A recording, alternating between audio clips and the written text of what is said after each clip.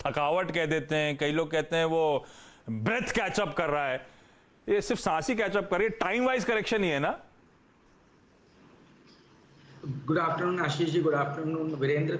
तो देखिए आशीष जी, आज सुबह ही 10 बजे के शो में हम जब निफ्टी ऑलमोस्ट लोएस्ट पॉइंट पे थी 17,270 के आसपास, तब हमने कहा था कि 17,200 एक बहुत ही अहम सपोर्ट जोन है और हम हमारा पॉजिटिव बायस लेकर के इस समय पे ट्रेड कर रहे हैं और 17,200 का ही स्टॉप लॉस लगाकर लॉन्ग साइड पे मेंटेन रहेंगे। इनफैक्ट 17,350 के ऊपर अगर से निफ्टी गई तो और लॉन्ग पोजीशंस को बढ़ाएंगे और मुझे लगता है बाजार उसी डायरेक्शन में अब कहीं ना कहीं अग्रसर है। 100 पॉइंट वहां से रिकवरी हमें देखने को मिल चुकी है, 17,350 के ऊपर निकल चुका है। तो मेरा मानना है कहीं ना कहीं पोल एंड फ्लैग के फॉर्मेशन की तैयारी निफ्टी कर रहा है और अगर से अब इसने 17,250 के लेवल को भी होल्ड कर गया तो मैं मानता हूं 17,600 17,700 की ट्रेजेक्टरी निफ्टी के अंदर आती हुई नजर आएगी। तो पॉजिटिव बायस के साथ ट्रेड कर रहे हैं और आईटी मुझे लगता है इस पूरे स्पेस में सबसे प्रॉमिसिंग कहीं सेटअप नजर आ रहा है, तो वो आईटी का सेटअप है। साथ ही साथ में एक और बात जो हमने ऑब्जर्व की है वो ये है कि निफ्टी नेक्स्ट 50 यानी कि जो जूनियर 20 स्टॉक है जहां पे निफ्टी के नेक्स्ट 50 स्टॉक्स आते हैं वहां पर पे ज्यादा अच्छी स्ट्रेंथ इस समय देखने को नजर आ रही है। तो आप देखेंगे second run large cap names के अंदर में अच्छी स्ट्रेंथ आपको देखने को नजर आ जाएगी।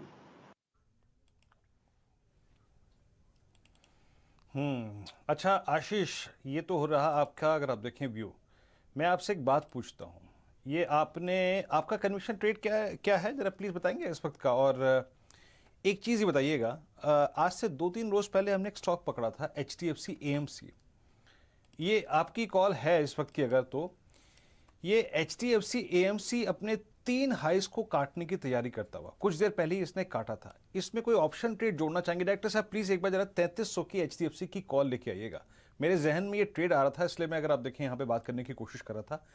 HDFC AMC की 3300 की कॉल, डायरेक्टर साहब स्क्रीन पे चार्ट रखिएगा। 22 नवंबर, उसके बाद अगर आप देखें जनवरी 2021, उसके बाद अगर आप देखें आज का ये लेवल, ये मल्टी ईयर चैनल कट रही है।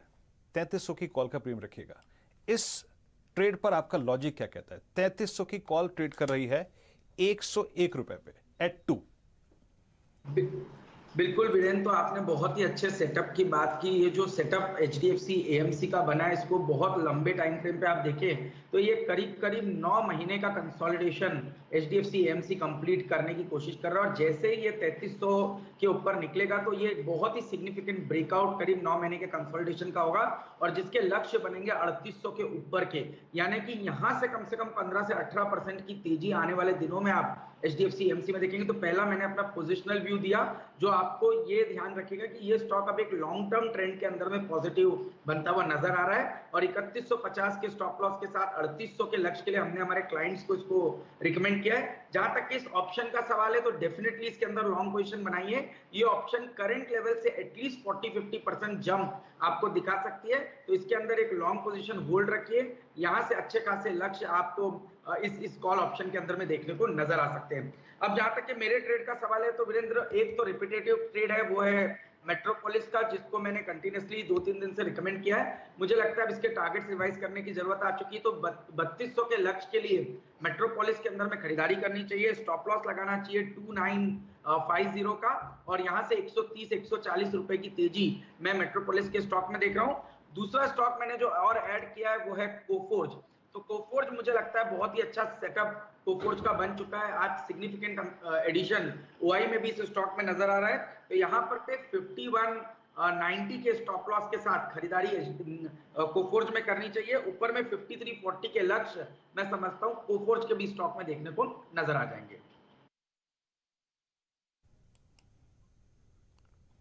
चलिए, कोफोर्ज और मेट्रोपोलिस, आज अगर आप देखें मेट्रोपोलिस पे आप सुबह से पढ़े हैं और आप ये देख लीजिए HDFC AMC की कॉल 101 रुपए की 125 रुपए का हाई लगा के आ चुकी है। HDFC AMC at day high, तो इस ऑप्शन पर नजर रखिएगा। और अभी अगर आप देखिए, बस मेरे जहन में आया था तो मैंने इसके बारे में टिप्पणी कर दी। चंदन थापड़िया भी हमारे साथ मौजूद है। चंदन जी, आप बताइए एग्जैक्टली ट्रेड एट 2 क्या लेंगे, किस चीज को चेस कर रहे हैं आप?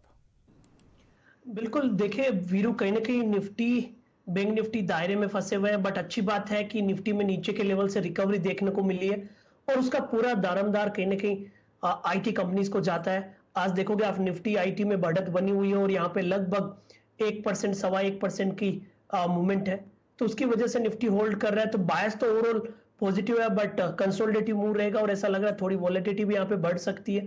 तो जिनके पास भी लॉन्ग पोजीशन है वो पोजिशनली 17,200 के लेवल को ध्यान में रखें। जब तक 17,200 होल्ड करता है, यहाँ पे बुलिश बायस है वो इंटेक्ट रहेगा, बट स्विंग्स है यहाँ पे बढ़ सकते हैं। बैंक निफ्टी है वो आज ज्यादा परेशान हो रहा है। बैंक निफ्टी में कोई बड़ा स्विंग नहीं है, इवन अंडर परफॉर्म कर रहा है और 36,500 के आसपास यहाँ पे ट्रेड कर रहा है। अब ट्रेडिंग आइडियाज की बात करें तो वीरू आज जो सुबह पहला ट्रेड था वो इंडियन होटल था, वो अभी भी अच्छा लग रहा है, वहां पे मोमेंटम बरकरार रहेगा। उसके अलावा अभी के ट्रेड की बात करें तो दो सेक्टर पे हमारा फोकस है, एक तो केमिकल और दूसरा यहाँ पे आईटी कंपनीज। सो सारे के सारे केमिकल अच्छे लग रहे हैं, चाहे आप एसआरएफ की बात करिए, दीपक नाइट्रेट की बात करें, लक्ष्मी केमिकल जो ऑलरेडी सर्किट पे आ चुका है। और अभी के ट्रेड के यदि एक ट्रेड आप चुनना चाहिए तो मैं ओएफएसएस पे खरीदारी की सलाह दूंगा, Oracle financial services limited. Stock ने एक मेजर कंसोलिडेशन ब्रेकआउट दे रहा है, वॉल्यूम काफी अच्छा है, अपने लाइफ टाइम हाई और मल्टीपल ईयर्स के ब्रेकआउट्स को काउंटर होल्ड कर रहा है। 4800 का स्टॉप लॉस रहेगा, 5000 और 5040 तक के टारगेट यहाँ पे आपको ऊपर में देखने को मिलेंगे। 5000 4800 का स्टॉप, ठीक है, मैं रिविजिट कर दूंगा सारे